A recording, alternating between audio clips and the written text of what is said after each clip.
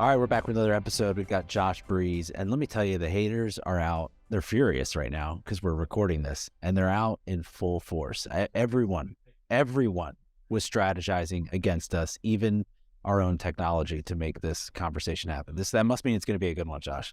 I sure hope so, man. It's been a hell of a 20 minutes that we've been going through here, but no, all good, bro.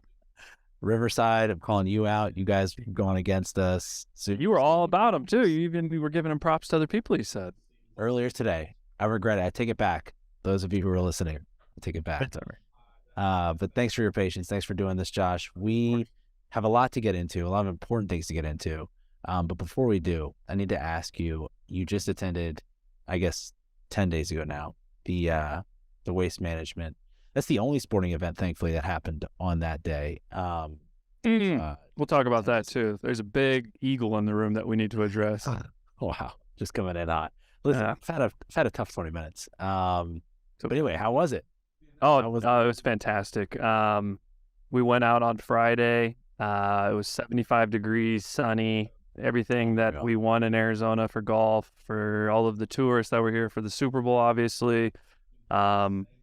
But no, it was fantastic. We had a great time, met a couple of vendors, got to hang out with a lot of people, showed some individuals that were with us that were there for the first time as well, just to kind of show them what waste management's all about and give them the festivities firsthand. So, no, it was fantastic, man. I appreciate you asking. I bet. And did you go as a team, the FreightVana crew? Yeah, we kind of split it up. So a couple of us were they were on 16 in the stadium, kind of experiencing that. A couple of us were behind 18 green. But yeah, we all kind of separated, but we went as a group. Yeah. Nice. That's awesome. That's one of the things I love about the way you talked about it a little on LinkedIn, I think, and obviously talked a good bit about golf in general. And I think the humanity, the personality that you bring to the brand is something that's unique in our space. So I'm curious, because you're not a content guy by like history. No. Tell us, how'd you get into this stuff? What's the backstory on this? Yeah, which I haven't forgotten the Eagles conversation, so we'll circle back to that. But as far as content creation goes, my background, it was logistics, about 9.5 years at Knight Swift. All operations driven and talent acquisition the last 2 years that I was there. But when we started up FreightVana, it was kind of just something that we needed to just kind of address head on in terms of brand awareness and kind of bringing some things up to the forefront abruptly, right? We didn't really have time to kind of sit around and wonder how we're going to take off with the brand. So being talent acquisition and overseeing that here at FreightVana, it was kind of a no-brainer to tackle that and tag team them together on our side with it. So I just kind of took it on and just kind of saw what would happen there. And if something would float, it was a good thing. If something would sink, we were embracing it. But that's kind of the gist of how I kind of came into this world. You've been doing this for 2 years? Yeah, we started June 21st of 2021. Okay. And so coming in as content guy and recruiting, with responsibilities of recruiting, what were some of the influences into what you wanted to build FreightVana into as a brand, and how you all structure what content looks like for your company? Yeah, I think initially my thoughts of jumping into the content creation world is kind of daunting, especially when it's something that you don't have any inclination of. You've never been guided in that realm to a certain extent. So for me, I just kind of put myself in the driver's seat of saying, what are some of the things that I enjoy in my pastime, in my free time? Some of the things that I've followed, or some of the things that are kind of taking place that are eye-catching. And so we just kind of all sat in that seat for a little bit, and we didn't really start whiteboarding things until the first couple weeks, because we were truly analyzing some of the things that we enjoyed from a brand experience. What was the mission going to be? So we kind of just sat there. And for me, as I told you, Barstool was my big, my poster child, if you will, of how I wanted to kind of get it off the ground. Being in this space that we are, it's very outdated in terms of the marketing approach, the social presences of all the brands that are kind of out there. So what we were going to do essentially was going to be, hey, it's just a kind of a motion of faith there. It's just saying, hey, if it takes off, it takes off. But if not, we're not going to run from it, because ultimately it's who we want to be. So that was kind of more of that dedication factor of when we kind of took off. It was, hey, we're convicted into this model of characters, I guess, right? It's real, it's authentic. It's day to day, which I think is the other aspect of what people like. And when I say day to day, yeah, we do have things that are kind of campaign trails, and we have outlined, certain things on the calendar. But ultimately, we show up every single day of just kind of experiencing what's happening out there on the floor. If there's specific topics that are taking place. So that's kind of where a lot of our creative freedom kind of comes from, is we do show up every single day ready to pump content out based on what the actual current climate situation is, whether it's industry related, culture for us internally.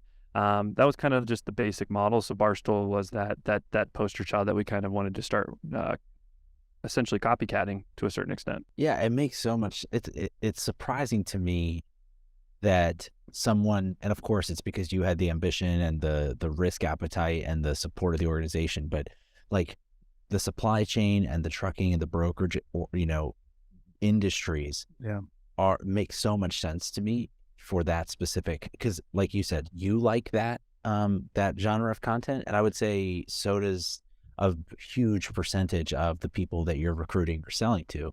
And so it's interesting. Now you're seeing it more. I think FreightWaves has Back the Truck Up. They're trying to do some similar things, but it's not easy to do.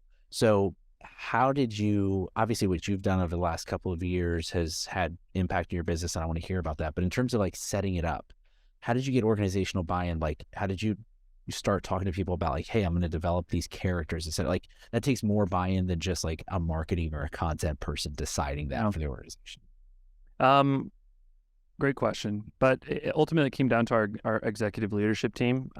We have three executives that are part of this brand. Two of them are our co-founders, Shannon and John, and then Don, who is our CTO. The joy about working with them is the true aspect of them giving us keys every single day and saying, hey, I don't care what it is, right? The cliche statement of drive it. I don't care where it goes. You guys are in charge of it. So, that ultimately, they're the epitome of that. And so when we started it off, as I mentioned, it was, hey, what do we want to be? And whatever that may be, we're okay with it. We're giving you that creative freedom to kind of start doing that for us, right? And the buy-in aspect came in immediately too. For me, I was a little apprehensive because I had some very edgy type of approaches that I wanted to push content out there for. And when you're brand new, you have to be very strategic, right? You only have one impression essentially to kind of make it out there. So our first one that we did was very a friendly type of poke, and also a very funny one. It was just a picture of our 6 guys in operations and saying, hey guys, we're new here. First load is a flatbed load of motorcycle doors. Just poking the bear, right? There's no motorcycle doors. It's just kind of there. And that was kind of our introduction to the world. And that did rub some people internally with us the wrong way, because they were like, hey, our first post, we want to be a joke. Like, this is how we want to come off. And so I had to kind of navigate that internally amongst them of saying, hey, this is the ultimate vision. I know this is our first post. This is something completely different. It's unique in terms of where we came from in our past life from corporate America. And I'm just asking you guys to bear with me for a couple of months, right? Until we get some takeoff. So that's kind of where we lived. So I would say the internal portion of it, of just making sure that we're all aligned on those visions. I think that was one of the big things, and also getting the feedback from everybody internally, right? When you're starting to be edgy and you're starting to really kind of push the envelope in a different light, it takes a lot of courage to go out there and be that one to do it. But when you have people that are surrounding you and they're also behind you saying, yeah, this is hilarious. Let's get this out there. Or, hey, this is something that we think is unique. Let's do that. That gives me more of the confidence to start kind of saying, all right, this is the angle we want to go, right? We want to be culture driven. That's the majority of the content I oversee. I'm just trying to paint pictures for people on the outside of saying, okay, this looks like a fun place to work. They're all adults. They get treated like adults. Ultimately, we're in an industry that's kind of, like we talked about, outdated, but let's just have fun while we do it. And that's kind of where it kind of just started to snowball. And those creators and those actual content creators that we talked about, those characters, the best part about them is that they're not characters. These are all individuals that are literally what you see is what you get. The Jessies, the Rickies, the Lars, the Shannons, even for our CEO. These are exactly who they are, and it resonates with people because it's real. It's not cookie cutter. It's not fake stock imagery of corporate America. Like, this is the real deal here, and we're just showing it for what it is. So I would say long form there. I'm sorry, a little long winded, but no, that was kind of that was just the backing that I got essentially from the executive leadership team. Do you have that post somewhere? The motorcycle doors? Like, have you like framed that out or anything? I haven't. No. Myself, I hate going back and looking at old content. I'm the worst. I'm sure. It's so cringe for me to go back and look at them. I know that's not a good thing to do in the content world. You want to learn from it, but for me, it's like post and then see you later. Like I don't look back at it. So no, I'm sure it's buried down there in our first LinkedIn, Instagram post, but yeah, no, not for me. So you talked a little bit there about the fact that your team, the cast members, so to speak, they're not really characters. They're just pretending, they're just being themselves. But organizationally, blocking and tackling, like take us into how do you, because so there's doing content and then there's doing what you all are doing, which is like this hybrid, almost reality social, development. The way that you're doing content is completely different than 99% of the other companies out there. And to your point, you do have the personalities and it is organic, but from a blocking and tackling standpoint, how can other marketers learn from that model and have those conversations internally when they're talking to people who maybe either could be personalities or could be participants in the content in some way? Yeah, and that's something that I've kind of been sitting on for the last couple months too, because I came from that world that literally had that kind of roadblock, right? It was stay in the sandbox. Corporate messaging needs to stay the same. We're all aligned. No outside voices to kind of have a platform. So for me, I would say, obviously, when you're in startup world, you have more flexibility, right? There's less caution tape. So I would say there's that added advantage. But as the honeymoon phases start to end, and we start to grow out and we have our head count starting to get larger and larger, right? We also have to be cognizant of exactly those types of things from outside parties, investors, potential shareholders, potential customers, all of those things that really do have, that weigh on us, that we were probably more inclined to say in the early couple months where we were like, hey, we have nothing to worry about. So what is there, right? How do we continue on with that same type of mindset, but still be mindful of all the things that are taking place in the next evolution of our company? I think, long story short, what I've kind of come back to is just keeping communication open with your employees itself. I think there are specific roles in organizations, specifically in our industry, that you should be taking advantage of the marketing aspect of creating these individuals that can be out there creating brand awareness or creating some of these like types of individuals that truly represent the brand, whether it's on their personal side or if you want to give them a company account and you pay for their premium side on LinkedIn. Treating them like an adult, giving them brand awareness to say, hey, I don't care if you're under this specific umbrella of the company. We want you to go out, because the ROI on that is hard to track in certain cases. But at the end of the day, it's still traffic that's being brought back towards your actual banner that you fly. So for me, I would say be communicative over exactly what the vision is. What does it look like? If it's something that is completely an outlier and it's not familiar with the actual brand itself or the executives that are overseeing it, paint a good picture for them, right? Show them exactly the examples of what it is that you're trying to do. If there is an individual that you're kind of seeing some examples that are similar, show them exactly what that looks like. What is the angle you want to take on it? How do you want to kind of warp it and become your own and have your own impression on it? So I think ultimately it comes down to your situation that you're in. I think at the end of the day, if you want to be part of a large corporation inside the trucking industry, it's going to be hard. Let's just be real. It's hard. There's so many things that take place that really do set roadblocks for people. But this new wave that we have, we're all converging right now at the end of the road, and we're all forking right at that Y. Either this new wave is going to ride together, or this old school mythology is branching out and going it, or we're eventually just going to ride down the same path and understand that this industry is changing in a positive way. The marketing aspect, the social elements of it, the hiring aspect of things, remote lifestyle that we all have part of this, everything is changing. And that doesn't just mean for the brokerage side and on the transportation side, the customers too, the ship sites, all of these things are all part of it. So it's fun to be part of this new wave because it's the infancy stages of it. And we're just kind of excited to see kind of what still transpires for. So some practical stuff, like you mentioned, maybe giving a team member a LinkedIn with premium on it. Are you going as so far as to, or when you talk about conveying vision, conveying messaging, are you going so far as to say, hey, these are the themes we want to talk about or emphasize as a team on LinkedIn? Or are you, like I know some companies will say like, hey, here's a bank of content that you can use and customize for your own. Do you all do any of that type of thing or anything that arms the team? No, we haven't put any types of restraints on anybody. Obviously, we want to be very, very transparent of who we are, and we also are transparent about exactly, not pushing the wrong buttons politically, just kind of the certain climates that we know that we don't want to be part of.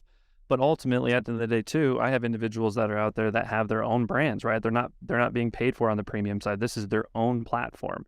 And we have internal discussions, it seems like every other week about, hey, these are the angles that I want to go. This is the audience I'm going to be targeting. So we just say, hey, go ahead. And if you need assistance with anything, we'll be here to support it. But we aren't sitting there creating internal posts or internal communication saying, hey, we need to add a new character by, Q2 of next year. It's Sure. I'm being kind of more of the outside person, kind of taking that 1,000-foot view of saying, all right, who is active on LinkedIn that's part of the FreightVana squad right now on their own time? And then I just kind of keep an eye on it. And we have one individual that's kind of been blossoming, if you will, a little bit more and more that we're about to introduce out there to the LinkedIn world on behalf of FreightVana that we've been grooming for about a month and a half now, dissecting exactly who his audience wants to be. What's the content look like? Long form, short form, video, all of these things. That way we're kind of blueprinting for him what has worked, what hasn't worked, but also learning also from his experience because it's something that's new. And this is the first true identity of somebody that we're unveiling from an operations perspective. All the other characters are either recruiting, sales, the things that go hand in hand because of their department and their organizations that they represent. This is truly going to be one of the first ones that we have that's representing operations, account management, and all that good stuff. So it's a grooming phase, a courtship, if you will, of just saying, hey, we're not just going to throw you out there to throw you out there. We want to be strategic in this. We want to set you up for some success. But ultimately, these are the things that you're going to be failing at early on. That way, it's just not a shell shock moment. Like, it's okay. You're not going to get a couple thousand views on the first post. You're not going to get a lot of engagement or impressions. That's okay. You have to build that audience first. So very organic, very grassroots of what we want to do with it. Yeah, and with the long view in mind too, I think is what it sounds like, and it sounds like that's organizationally accepted, which is huge for you being able to build that platform. We've kind of talked a little bit about, or to this point, about the LinkedIn side, so more of the business side or B2B side, but you also manage the driver recruiting side of things as well. How does that content change when you're focused more on drivers? Like, I'll give you an example. We have a client called Oakley Trucking. They have about 800 drivers, and so they have their kind of more business content, and then one of the ways they've been able to extend is they hire some of their drivers as their own influencers, folks who have already existing YouTube followings or whatever. What are you seeing that's working on the driver side? Yeah, so let me just kind of clear this up. We have no driving associates. We have all of our trailers out there. So our power only solution, that's our FreightVana X program. So we are giving third-party carriers the opportunity to have mesh points between our customer base and ultimately creating trailer pools on our equipment. Gotcha. When it comes to the content surrounding the actual driving community, I think it's getting them involved firsthand, right? So not just kind of saying like, oh, this is driver so-and-so, a still image of it or a quote from them. It's like, hey, no, if you're in Phoenix, let us know. If you're at one of our trailer pool sites or anything like that, can we show up? First and foremost, are you okay with us actually creating that content surrounding the drivers? Because a lot of transportation companies don't want to be affiliated to brokerages or anything like that. It's affecting the relationships from outside of those things. So we want to be cognizant of that. So if they sign off on it, then it's getting them engaged 100% of the time, having them part of the video, formatting that or whatever the content is that we're driving around those specific scenes. That has helped, right? Because it's putting real world situations in those other drivers' seats and saying like, hey, this is a real company. They're treating people with respect. Looks like they have a good time while they're doing it. They market the hell around their trailers, right? Because that's our assets. Those are outside of our colleagues being the biggest assets. Our equipment is out there, right? We got over 550 plus trailers around nationwide that we want to make sure is being marketed to the extent that we can. So we want to make sure that we're creating some fun things around it. We want to create some serious things around it, some white page types of approaches for our sales group. But ultimately not just kind of just keeping it down one lane. We open the suite of things, how we want to create the content, where we had some individuals that have created stuff, more of like the love aspect of things, right? So they have certain songs that they want to put on there behind it. But ultimately it comes down to, we treat the driving community just as if we're trying to treat, potential candidates that want to work for FreightVana on the corporate side. They're humans. Treat them like humans. Don't BS it. Don't try and fluff things, right? Paint a picture for truly what it is, because people can smell BS a mile away. And I told you the example is just like, Amazon reviews. People go to those reviews first before they buy into product because they want to hear exactly what they're getting into. Same thing applies, right? We want to make sure that we're doing the exact same thing for all aspects outside of the walls, investors, potential candidates, drivers, all of that stuff. Sure. Love that. So you talked earlier about, the fact that your business is changing. I mean, everything is changing, but your business specifically is changing. You're growing, you're evolving. You're not like the completely risk-free startup anymore. You've got big boy responsibilities, etc. How do you keep yourself from becoming too safe or becoming the thing that you left in terms of like that very controlled corporate content, and continuing to take risks and find the edge of what is going to be working for you and for your community? Yeah. Long story. The best answer is we stick to our values. And I won't go into those because those are made from more of the internal aspect. Those are some of the only things that we truly keep in-house for specific reasons. But we have one of our individuals that represents FreightVana. She's our project management leader. Her name is Sherry Hobbs. She created our principles and our values surrounding basically all of us. So when we first started, we left Night Swift with 22 of us. And ultimately, we just sat there for the first couple of months whiteboarding what our culture looks like. What do we want to do from all aspects, right? What does that encompass? So she created all of these things that were representative for all of the individuals, not just from what the 3 executives wanted. She listened, she asked. We all kind of went through these motions of saying the things that we felt that we wish that we had. Doesn't matter what walk of life you came from. What were some of those things that you wish that you could have transpired in your past life? And so we started there. And that was crucial because those were the serious things, right? Those were the needle movers. Those are the whys that were all what we wanted to do. So ultimately, when it comes to moving forward, we aren't a reactionary hire type of place. We are very strategic. We're very picky with who we want to bring on, right? We don't want 10 of the same individuals. If we want automated stuff, we would be a full-on tech company and we would just go that route. We want the human element there, which means also we're going to bring the human element when it comes to the hiring process. So everybody is unique and their own different in their own skin, their own avatar, if you will, at FreightVana. And we just kind of make sure that we keep it specific towards all of the avatars that are in-house. We want to make sure that we're giving individuals a place that they can come and have a voice at all times. And we're very, very, encouraging about that, of saying, hey, give your experiences out there. Make sure that it's not always just positive. Share your struggles, because that's exactly what people need to hear. That's the real world. Not everybody's walking around with W's on their chest. There's a lot more L's than there are W's. And so we just wanted to make sure that we stay there. So as we move forward, we want to make sure that we're holding true to our values and our principles. We're making sure that we're bringing unique people on every single day, and we're showing up and we're one of one. That is what we want to be. We are one of one every single day. Love that. And that'll make sure that you never standardize or become too uniform, if that's the criteria of what success is. Okay, so I've spent a lot of time obviously kind of gassing up this whole thing, gassing up this process. I obviously believe in it, but tell us about outcomes. Like, is this working? Are you all happy? Like, does the bit, you know what I mean? Like, obviously it's great conceptually, but how have things been going, or any wins that you can share, knowing that losses exist too? No, it's been an exciting journey, to say the least, over the last couple of months, or last year and a half. For us, I think internally, when you see the success or the early success that we've kind of had to kind of get the brand going, that's where we get that extra excitement of saying, what's the next evolution? How do we want to keep evolving? How do we keep stepping that bar up even more and more, to where people are saying, like, how do they have time for all of this? Where do they get all of this stuff, right? Everything is internal for us. So the next evolution for us is, to give you a sneak peek, we're going to start introducing a lot more podcasting into the industry. Awesome. So we should have 5 to 6 more new podcasts coming out this year. And those are all different individuals as well. So whether they have a weird niche outside of work, whatever their current situation is, whatever organization they're part of here, they're ultimately going to be tying that back into corporate America here at FreightVana, industry related as well. So I would say podcasting, creating some new characters, if you will. We're going to be adding to the mantle in terms of that. But the wins, I would say, being able to internally navigate amongst everybody and not wonder, hey, I wonder if where we're rowing in the same direction. Wondering if we're going to have somebody just kind of pop off one day and just say, oh, that's why the guardrails are up in a lot of locations and they kind of block this type of traffic.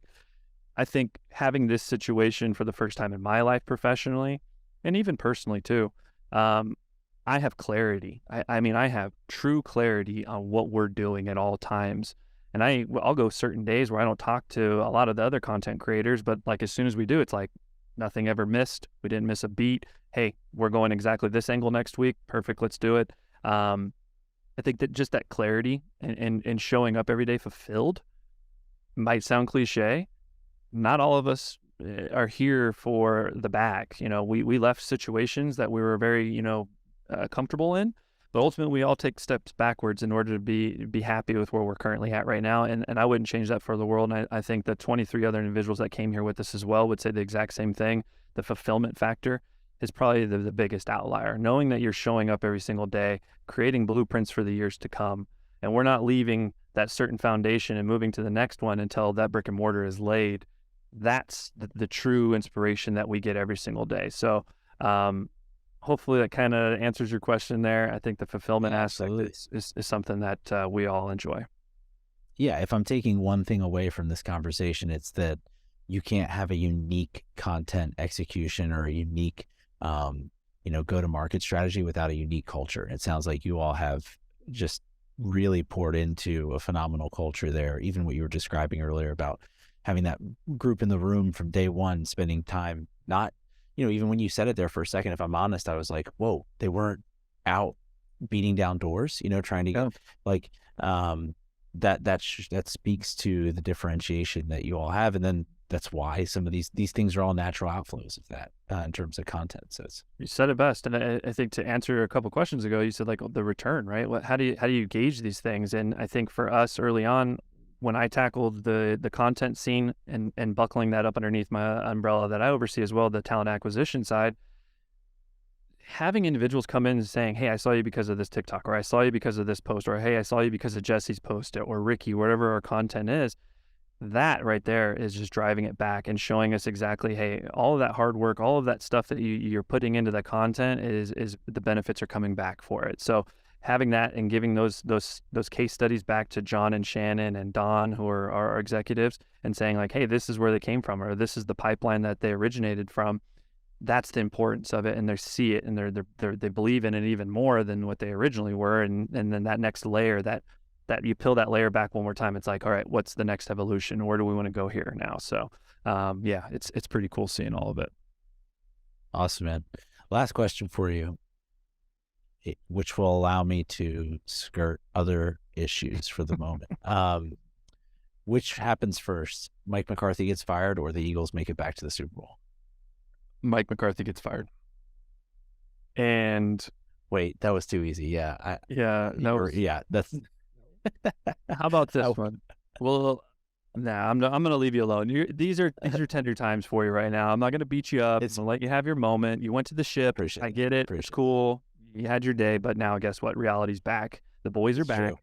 The big stars. I don't know if the boys are back.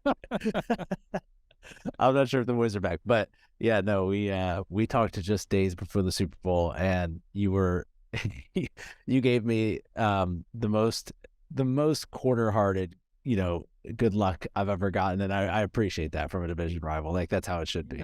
Hey, that is, man, and like I said, it's been over 30 years since I've seen the last one. So anybody that wants to knock on Cowboys fans, like, hey, we're sitting in misery, and we have been. So don't be too hard on us. So awesome. Appreciate you doing this, Josh. Next time we'll get the tech working a little easier, and the haters are furious that we got this done. So I'm glad to get put those shades on. Put those shades on, man. They can't affect us. So I appreciate you and all the time, brother.